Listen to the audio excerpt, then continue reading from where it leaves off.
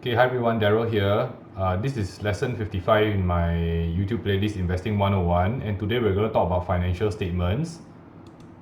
Okay, so some of you guys know, right, that I am actually a director of a corporate secretarial firm. So what we do is that we handle the accounts and corporate compliance of Singapore registered companies. So I'm pretty familiar with what a financial statement is, and if any of you guys out there who have accounting background, then you will also be very familiar with financial statements because these are essentially a snapshot of a company's business activity and financial performance in a given period of time. And these financial statements are mandatory for just about any company in Singapore and any company in the US and anywhere out there that has proper accounting and financial reporting standards put in place. Okay, so for this, right, uh, some of you guys who are running companies, you would already be familiar with financial statements. But for those that are not and those that are still out there looking to invest in maybe the stock exchange or something, this is something that you have to know.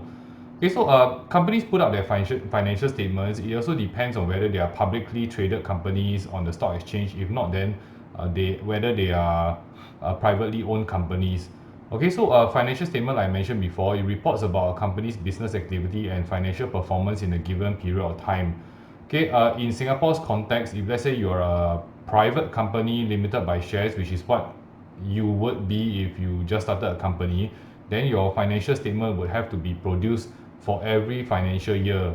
Okay, it doesn't mean the calendar year. It means that if let's say your financial year is 365 days and your financial year starts on, let's say, 1st of June, then by 31st of May has 35 days, right? 1, 2, 3, 4, 31st of May. So by 31st of May, right, that's the end of the financial period. Then you would have to prepare your financial statements. Okay, and these financial statements are typically tabled to the shareholders. And these financial statements, right, include but are not limited to things like balance sheet, income statement, cash flow statement, and normally there's a director statement to have a precursor or explanation about how the company has performed throughout this financial period. Okay, so like I mentioned, right, the given period can be the calendar year, the financial year of the company, or in periods as determined by the stock exchange if they are publicly listed companies. So, certain stock exchanges have different financial reporting. Some have like 3 months or 6 months, then they have to issue financial statements for publicly traded companies.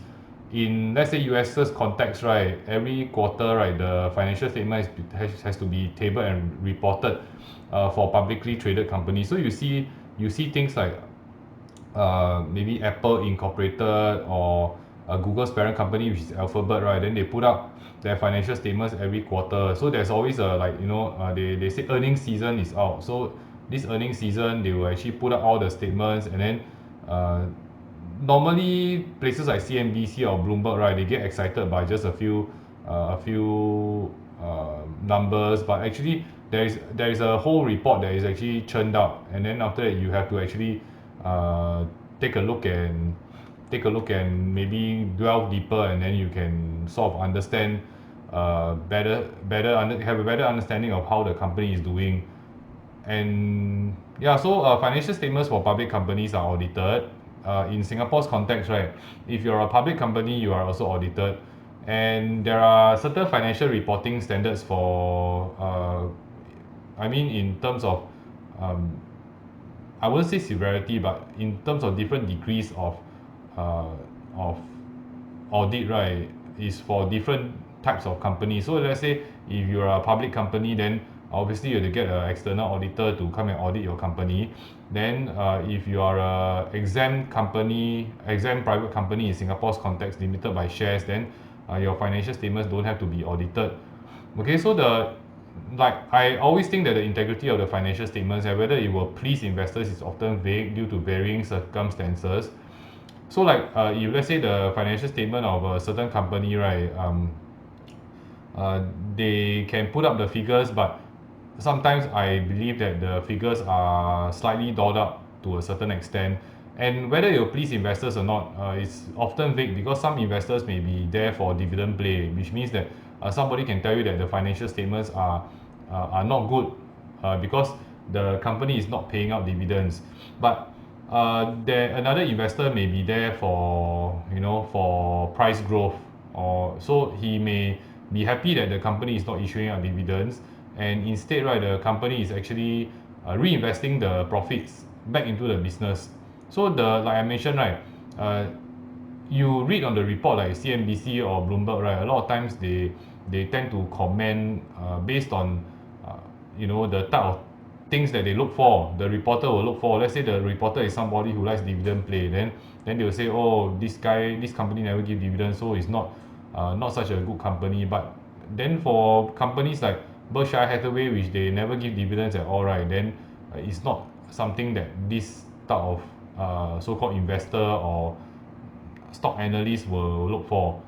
Okay, so the most useful thing, right, is to compare financial statements between different periods for the same company and then against companies within the same industry. So you can see and have a comparison between two or more companies within the same industry, or you try to analyze previous periods, right, and then try to predict the price growth going forward.